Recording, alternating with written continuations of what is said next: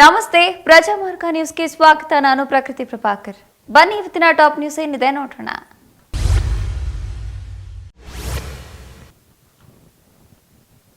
ಸಚಿವರಿಗಾಗಿ CM Siddaramaiah, DCM DK Shivakumar dinner ಕೂಟ ಏರ್ಪಾಡು ಮಾಡಿದ್ದಾರೆ.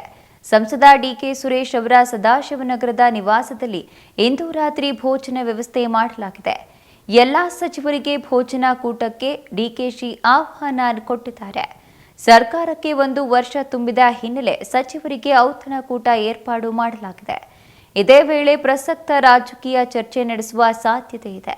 ಪೆನ್ ಡ್ರೈವ್ ಪ್ರಕರಣ, ಲೋಕಸಭಾ ಚುನಾವಣೆ ಕಾರ್ಯವೈಖರಿ ಸೇರಿ ವಿವಿಧ ವಿಷಯಗಳ ಬಗ್ಗೆ ಚರ್ಚೆ ಸಾಧ್ಯತೆ ಇದ್ದು ಸಿಎಂ ಡಿಸಿಎಂ ಭೋಜನ ಕೂಟ ಮಹತ್ವ ಪಡೆದುಕೊಂಡಿದೆ. ನನಗೆ ದೇವರ ಆಶೀರ್ವಾದ ಇದೆ. ಹಾಸನ ಜಿಲ್ಲೆಯ ಜನರು ಯಾರೂ ಕೂಡ ಆತಂಕ ಪಡುವ ಅವಶ್ಯಕತೆ ಇಲ್ಲ ಎಂದು ಮಾಜಿ ಸಚಿವ ಎಚ್.ಡಿ. ರೇವಣ್ಣ ಹೇಳಿದ್ದಾರೆ. ನಾನು ಜಿಲ್ಲೆಯ ಜನತೆಗೆ ಋಣಿಯಾಗಿ ಇದ್ದೇನೆ. ಅಧಿಕಾರ ಇರಲಿ ಇಲ್ಲದಿರಲಿ ಅಧಿಕಾರಕ್ಕಾಗಿ ಹೋರಾಟ ಮಾಡಿಲ್ಲ. ಲೋಕಸಭಾ ಚುನಾವಣೆಯಲ್ಲಿ ಗೆಲುವು ಸೋಲು ಸಹಜ. ನಮ್ಮ ತಂದೆ ದೇವೇಗೌಡರು ರಾಜಕೀಯವಾಗಿ ನೆಲೆ ಊರಲು ಈ ಜಿಲ್ಲೆಯೇ ಕಾರಣ ಎಂದಿದ್ದಾರೆ. ಸಂಸದ ಪ್ರಜ್ವಲ್ ರೇವಣ್ಣ ಪ್ರಕರಣಕ್ಕೆ ಸಂಬಂಧಿಸಿದಂತೆ ಮಾಜಿ ಮುಖ್ಯಮಂತ್ರಿ ಎಚ್.ಡಿ. ಕುಮಾರಸ್ವಾಮಿ ಇದೀಗ ಡಿಕೆ ಬ್ರದರ್ಸ್ ವಿರುದ್ಧ ಬಾಂಬ್ ಸಿಡಿಸಿದ್ದಾರೆ. ಮೈಸೂರಿನಲ್ಲಿ ಸುದ್ದಿಗಾರರೊಂದಿಗೆ ಮಾತನಾಡಿದ ಅವರು, ಪೆನ್ ಡ್ರೈವ್ ಪ್ರಕರಣದಲ್ಲಿ ಡಿಕೆ ಬ್ರದರ್ಸ್ ಕೈವಾಡ ಇದೆ. ರೇವಣ್ಣ ಮನೆಯಲ್ಲಿ ಕೆಲಸಕ್ಕೆ ಇದ್ದ ಕಾರ್ತಿಕ್ ಇದರ ಮೂಲ. ಹಾಸನದ ಕಾಂಗ್ರೆಸ್ ಅಭ್ಯರ್ಥಿ ಹೊಳೆ ನರಸೀಪುರದಲ್ಲಿ ಒಬ್ಬ ವ್ಯಕ್ತಿಯನ್ನ ಹಿಡಿದುಕೊಂಡು ಡಿಕೆ ಸುರೇಶ್ ಡಿ ಶಿವಕುಮಾರ್ ಬಳಿ ಹೋಗಿದ್ದಾನೆ. ಡಿಕೆಶಿ ಮನೆಯಲ್ಲಿ ಪೆನ್ ಡ್ರೈವ್ನ ಟ್ರಾನ್ಸ್ಫರ್ ಮಾಡಿಕೊಂಡಿದ್ದಾನೆ. ಸಮಯ ಬಂದಾಗ ಉಪಯೋಗ ಮಾಡಿಕೊಳ್ಳೋಣ ಅಂತ ಕಳಿಸಿದ್ದಾರೆ ಎಂದು ಗಂಭೀರ ಆರೋಪವನ್ನ ಮಾಡಿದ್ದಾರೆ. ಕಾಂಗ್ರೆಸ್ ಸರ್ಕಾರ 1 ವರ್ಷ ಪೂರೈಸಿದೆ. ಸಾವಿರಾರು ಹತ್ಯೆ, ಆತ್ಮಹತ್ಯೆಗಳೇ ಕಾಂಗ್ರೆಸ್ ಸಾಧನೆಯಾ ಎಂದು ಮಾಜಿ ಸಚಿವ ಸಿಟಿ ರವಿ ಪ್ರಶ್ನೆ ಮಾಡಿದ್ದಾರೆ. ಬೆಂಗಳೂರಿನಲ್ಲಿ ಸುದ್ದಿಗೋಷ್ಠಿ ನಡೆಸಿ ಮಾತನಾಡಿದ ಅವರು, ಎನ್ಸಿಬಿಆರ್ ವರದಿ ಪ್ರಕಾರ ಕಳೆದ 4 ತಿಂಗಳಲ್ಲಿ 430 ಕೊಲೆ ಹಾಗೂ 700ಕ್ಕೂ ಅಧಿಕ ರೈತರ ಆತ್ಮಹತ್ಯೆ ನಡೆದಿದೆ. ಇಷ್ಟೆಲ್ಲ ಇದ್ದ ಮೇಲೆ ಈ ಸರ್ಕಾರ ಹತ್ಯೆ ಮತ್ತು ಆತ್ಮಹತ್ಯೆಯಲ್ಲಿ ಪ್ರತಿ ತಿಂಗಳು ಶತಕದ ಗಡಿ ದಾಟಿದೆ ಎಂದು ಕಿಡಿಕಾರಿದ್ದಾರೆ. ಸಂಸದ ಪ್ರಜ್ವಲ್ ರೇವಣ್ಣ ಅವರ ಪಾಸ್ಪೋರ್ಟ್ ರದ್ದು ಮಾಡುವಂತೆ ಕೋರಿ ಕೇಂದ್ರ ಸರ್ಕಾರಕ್ಕೆ ಪತ್ರ ಬರೆದಿದ್ರೂ ಈವರೆಗೂ ಸ್ಪಂದಿಸಿಲ್ಲ ಎಂದು ಗೃಹ ಸಚಿವ ಡಾಕ್ಟರ್ ಜಿ. ಪರಮೇಶ್ವರ್ ತಿಳಿಸಿದ್ದಾರೆ. ಸದಾಶಿವನಗರದ ತಮ್ಮ ನಿವಾಸದ ಬಳಿ ಸುದ್ದಿಗಾರರೊಂದಿಗೆ ಮಾತನಾಡಿದ ಅವರು, ಪ್ರಜ್ವಲ್ ರೇವಣ್ಣ ಅವರ ಪಾಸ್ಪೋರ್ಟ್ ರದ್ದು ಮಾಡುವಂತೆ ಮುಖ್ಯಮಂತ್ರಿಯವರು ಪತ್ರ ಬರೆದಿದ್ದಾರೆ. ಎಸ್ಐಟಿ ಪತ್ರ ಬರೆದಿದೆ. ಹಾಗಿದ್ರೂ ಈವರೆಗೂ ಕೇಂದ್ರ ಸರ್ಕಾರದಿಂದ ಯಾವುದೇ ರೀತಿಯ ಪ್ರತಿಕ್ರಿಯೆ ಬಂದಿಲ್ಲ ಎಂದಿದ್ದಾರೆ.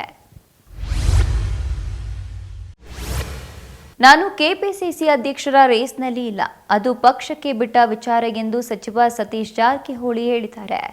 ಈ ಕುರಿತು ಬೆಂಗಳೂರಿನಲ್ಲಿ ಮಾತನಾಡಿದ ಅವರು, ಅಧಿಕಾರ ಹಂಚಿಕೆ ದಕ್ಷಿಣ ಕರ್ನಾಟಕ ಭಾಗಕ್ಕೆ ಸಿಗ್ತಿದೆ, ಉತ್ತರ ಕರ್ನಾಟಕಕ್ಕೆ ಸಿಗ್ತಿಲ್ಲ ಎಂಬ ಆರೋಪಕ್ಕೆ ಪ್ರತಿಕ್ರಿಯಿಸಿದ್ದಾರೆ. ಎಂಎಲ್ಸಿ ಸ್ಥಾನ ಕೂಡ ನಮ್ಮ ಭಾಗಕ್ಕೆ ಸಿಗಬೇಕು. ಬೆಂಗಳೂರು ಅಷ್ಟೇ ಅಲ್ಲ, ಉತ್ತರ ಕರ್ನಾಟಕಕ್ಕೂ ಬಾಂಬೆ, ಹೈದರಾಬಾದ್, ಕರ್ನಾಟಕಕ್ಕೆ ಕೊಟ್ಟರೆ ಪಕ್ಷಕ್ಕೆ, ಸಮುದಾಯಕ್ಕೆ ಅನುಕೂಲ ಆಗುತ್ತದೆ. ಬೆಂಗಳೂರಿನಲ್ಲಿ ಇದ್ದವರಿಗೆ ಕೊಟ್ಟರೆ ಪಕ್ಷಕ್ಕೆ ಅನುಕೂಲ ಆಗಲ್ಲ. ಕನಿಷ್ಠ 2 ಆದರೂ ಕೊಡಬೇಕು ಎಂದು ಹೇಳಿದ್ದಾರೆ. ಹರೀಶ್ ಬಂಧನ ಸಾಧ್ಯತೆ ಬಗ್ಗೆ ಇಂದು ನಗರದಲ್ಲಿ ಮಾಧ್ಯಮ ಪ್ರತಿನಿಧಿಗಳೊಂದಿಗೆ ಮಾತನಾಡಿದ ಬಿವೈ ವಿಜಯೇಂದ್ರ, ರಾಜಕಾರಣಿಗಳ ಒತ್ತಡಕ್ಕೆ ಮಣಿದು ಪೊಲೀಸರು ಬಿಜೆಪಿ ಮುಖಂಡರು ಮತ್ತು ಕಾರ್ಯಕರ್ತರ ಮೇಲೆ ದಬ್ಬಾಳಿಕೆ ನಡೆಸುತ್ತಿದ್ದಾರೆ. ಕಲಬುರಗಿಯಲ್ಲಿ ಬಿಜೆಪಿ ಕಾರ್ಯಕರ್ತನೊಬ್ಬನ ಹತ್ಯೆಯಾಗಿದೆ ಮತ್ತು ಕೊಡಗಿನಲ್ಲಿ ತಮ್ಮ ಕಾರ್ಯಕರ್ತರ ಮೇಲೆ ದೌರ್ಜನ್ಯ ನಡೆಯುತ್ತಿದೆ. ದಕ್ಷಿಣ ಕನ್ನಡ ಜಿಲ್ಲೆಯಲ್ಲಂತೂ ವಿನಾಕಾರಣ ಬಿಜೆಪಿ ಮುಖಂಡರನ್ನ ಟಾರ್ಗೆಟ್ ಮಾಡಲಾಗ್ತಿದೆ. ಇದನ್ನೆಲ್ಲ ನಾವು ಸಹಿಸಿಕೊಳ್ಳುವುದು ಸಾಧ್ಯವಿಲ್ಲ. ಗೃಹ ಸಚಿವರು ತಮ್ಮ ಅಧಿಕಾರಿಗಳೊಂದಿಗೆ ಮಾತನಾಡಿ ಇದನ್ನ ನಿಲ್ಲಿಸಬೇಕು ಎಂದು ವಿಜಯೇಂದ್ರ ಹೇಳಿದ್ದಾರೆ. ರಾಜ್ಯದಲ್ಲಿ high security registration number plate ಅಳವಡಿಸದ ವಾಹನ ಸವಾರರ ವಿರುದ್ಧ ಜೂನ್ 12ರವರೆಗೂ ಯಾವುದೇ ಬಲವಂತದ ಕ್ರಮ ಕೈಗೊಳ್ಳುವುದಿಲ್ಲ ಎಂದು ರಾಜ್ಯ ಸರ್ಕಾರ ಹೈಕೋರ್ಟ್ಗೆ ಭರವಸೆ ನೀಡಿದೆ. ಎಚ್ಎಸ್ಆರ್ಪಿ ಅಳವಡಿಕೆಗೆ ಮೇ 31ರವರೆಗೆ ವಿಧಿಸಲಾಗಿರುವ ಗಡುವನ್ನು ವಿಸ್ತರಿಸಲು ಸರ್ಕಾರಕ್ಕೆ ನಿರ್ದೇಶಿಸುವಂತೆ ಕೋರಿ ಎಚ್ಎಸ್ಆರ್ಪಿ ತಯಾರಿಕಾ ಕಂಪನಿಯಾದ ಬಿಎನ್ಡಿ ಎನರ್ಜಿ ಲಿಮಿಟೆಡ್ ಸಲ್ಲಿಸಿದ ಅರ್ಜಿ ವಿಚಾರಣೆ ನಡೆಸಿ ನ್ಯಾಯಮೂರ್ತಿ ಎಂಜೆಎಸ್ ಕಮಲ್ ಅವರ ನ್ಯಾಯಪೀಠಕ್ಕೆ ಸರ್ಕಾರ ಈ ಭರವಸೆಯನ್ನ ನೀಡಿದೆ. ಜನ ತಮಗೆ ತೋಚಿದಂತೆ ವಿಡಿಯೋ ಮಾಡಿಕೊಂಡು ಸಾಮಾಜಿಕ ಜಾಲತಾಣಕ್ಕೆ ಹರಿಬಿಡುತ್ತಿದ್ದಾರೆ. ಅಂತೆಯೇ ಇನ್ಸ್ಟಾಗ್ರಾಂ ರೀಲ್ ಮಾಡಲು ಹೋಗಿ ಹುಡುಗನೊಬ್ಬ ಪ್ರಾಣ ಕಳೆದುಕೊಂಡಿರುವ ಘಟನೆ ಜಾರ್ಖಂಡ್ನಲ್ಲಿ ನಡೆದಿದೆ. ಜಾರ್ಖಂಡ್ನ ಸಾಹಿಬ್ಗಂಜ್ ಜಿಲ್ಲೆಯಲ್ಲಿ ಈ ಅವಘಡ ಸಂಭವಿಸಿದೆ. ಮೃತ ಯುವಕನನ್ನ ತೌಸಿಫ್ ಎಂದು ಗುರುತಿಸಲಾಗಿದೆ. ಈತ ಗೆಳೆಯನೊಬ್ಬನ ಜೊತೆ ವಿಡಿಯೋ ಮಾಡಲು ಹೇಳಿ 100 ಅಡಿ ಎತ್ತರದಿಂದ ನೀರಿನ ಕ್ವಾರಿಗೆ ಹಾರಿದ್ದಾನೆ. ಹೀಗೆ ಹಾರಿದವನು ಕೆಲ ಹೊತ್ತಿನ ಬಳಿಕ ನಾಪತ್ತೆಯಾಗಿದ್ದಾನೆ. ನಂತರ ತೌಸಿಫ್ ಗೆಳೆಯ ಸ್ಥಳೀಯ ಪೊಲೀಸರಿಗೆ ಮಾಹಿತಿಯನ್ನ ನೀಡಿತು. ತಕ್ಷಣ ಘಟನಾ ಸ್ಥಳಕ್ಕೆ ದೌಡಾಯಿಸಿದ ಪೊಲೀಸರು ತೌಸಿಫ್ಗಾಗಿ ತೀವ್ರ ಹುಡುಕಾಟ ನಡೆಸಿದ್ದಾರೆ. ಈ ವೇಳೆ ಆತ ಶವವಾಗಿ ಪತ್ತೆಯಾಗಿದ್ದಾನೆ. ಸದ್ಯ ತೌಸಿಫ್ ನೀರಿಗೆ ಜಿಗಿದಿರುವ ವಿಡಿಯೋ ಸಾಮಾಜಿಕ ಜಾಲತಾಣಗಳಲ್ಲಿ ವೈರಲ್ ಆಗಿದ್ದು, ರೀಲ್ಸ್ಗಾಗಿ ಹುಚ್ಚಾಟ ಮೆರೆದಿದ್ದಕ್ಕೆ ನೆಟ್ಟಿಗರು ಕಿಡಿಕಾರಿದ್ದಾರೆ. ಕಾಂತಾರ ಪಾರ್ಟ್ 1 ಸಿನಿಮಾದ ಶೂಟಿಂಗ್ ಈಗಾಗಲೇ ಶುರುವಾಗಿದೆ. ಕೆಲಸಕ್ಕೆ ಕೊಂಚ ಬ್ರೇಕ್ ಕೊಟ್ಟು ಕುಟುಂಬ ಸಮೇತರಾಗಿ ದೇವಸ್ಥಾನಕ್ಕೆ ರಿಷಬ್ ಭೇಟಿ ನೀಡಿದ್ದಾರೆ. ತುಂಗಾ ನದಿ ತಟದಲ್ಲಿರುವ ಇತಿಹಾಸ ಪ್ರಸಿದ್ಧ ದೇಗುಲವಾಗಿರುವ ಹರಿಹರಪುರದ ಶಾರದಾ ಲಕ್ಷ್ಮೀ ನರಸಿಂಹಸ್ವಾಮಿ ದರ್ಶನ ಪಡೆದಿದ್ದಾರೆ. ಬಳಿಕ ಶ್ರೀ ಸ್ವಯಂ ಸಚ್ಚಿದಾನಂದ ಶ್ರೀಗಳ ಆಶೀರ್ವಾದ ಪಡೆದಿದ್ದಾರೆ. ಈ ವೇಳೆ ರಿಷಬ್ ಶೆಟ್ಟಿರನ್ನ ನೋಡುತ್ತಿದ್ದಂತೆ ಅವರ ಜೊತೆ ಸೆಲ್ಫಿ ಕ್ಲಿಕ್ಕಿಸಿಕೊಳ್ಳಲು ಫ್ಯಾನ್ಸ್ ಮುಗಿಬಿದ್ದಿದ್ದಾರೆ.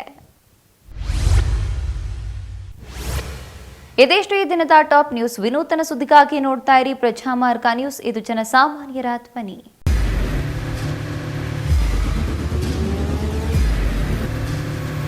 ಪ್ರಜಾಮಾರ್ಗ ನ್ಯೂಸ್, ಇದು ಜನಸಾಮಾನ್ಯರ ಧ್ವನಿ.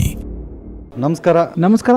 ನೀವು ನೋಡ್ತಾ ಇದ್ದೀರಾ ಪ್ರಜಾಮಾರ್ಗ ನ್ಯೂಸ್. ರಾಷ್ಟ್ರದ ರಾಜ್ಯದ ರಾಜಕೀಯದ ಬಗ್ಗೆ ಹೆಚ್ಚಿನ ಸಿನಿಮಾ ಅಪ್ಡೇಟ್ಗಳಿಗಾಗಿ ಫಸ್ಟ್ ಲೈಕ್ ಮಾಡಿ, ಸಬ್ಸ್ಕ್ರೈಬ್ ಆಗಿ, ಹಾಗೆ ಫಾಲೋ ಕೂಡ ಮಾಡಬೇಕು.